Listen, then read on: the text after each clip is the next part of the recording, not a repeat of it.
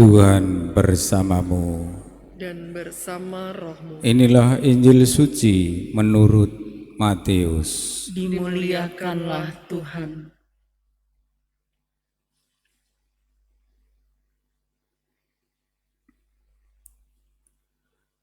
Pada suatu hari Yesus masuk ke bait Allah.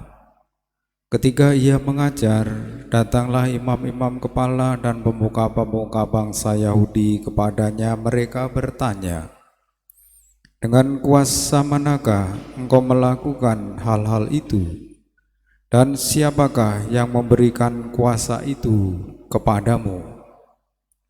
Jawab Yesus kepada mereka, "Aku juga akan mengajukan satu pertanyaan kepadamu.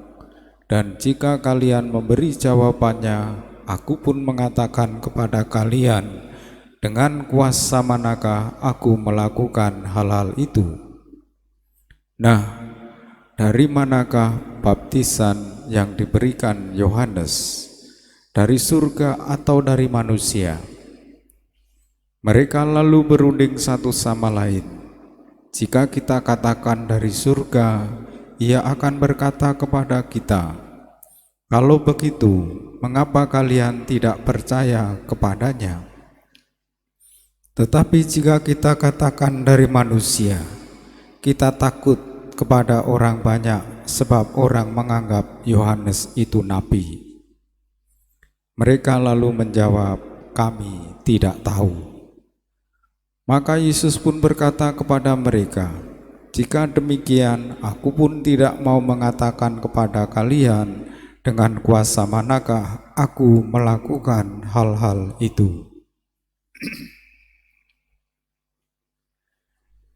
Demikianlah sabda Tuhan. Terpujilah Kristus.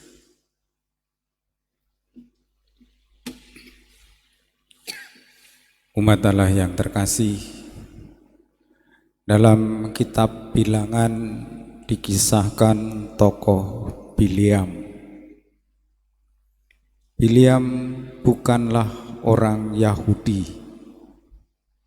Biliam sesungguhnya pada awalnya diminta untuk mengutuk bangsa terpilih.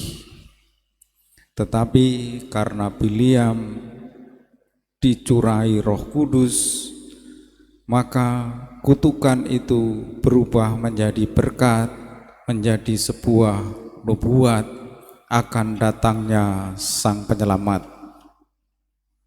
Roh Kudus mengubah kutuk menjadi berkat. Kata-kata Biliam yang seharusnya mengutuk, memberkati, dan menubuatkan datangnya Sang Mesias. Mari kita terbuka kepada Roh Kudus. Godaan dalam hidup orang beriman adalah merasa sudah tahu semuanya.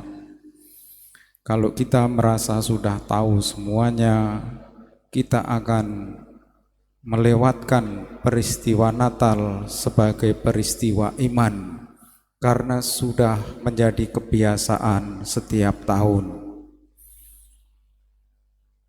Para imam datang kepada imam-imam kepala dan pemuka-pemuka bangsa Yahudi, merasa paling tahu, dan pertanyaan dari mana kuasa Yesus sesungguhnya hanya mau mencobai Yesus. Mari kita dalam hidup terbuka kepada Roh Kudus dan terus bertanya diri, menghayati tentang kuasa Allah dalam kehidupan sehari-hari, sehingga kita meyakini dan mengimani bahwa Yesus datang dengan kuasa Allah sendiri dan datang ke dunia mau menebus manusia, mau menyelamatkan umat manusia, sehingga kita tidak menolaknya, kita tidak merasa sudah tahu apa yang terjadi. Kita satukan doa-doa kita bersama persembahan di altar.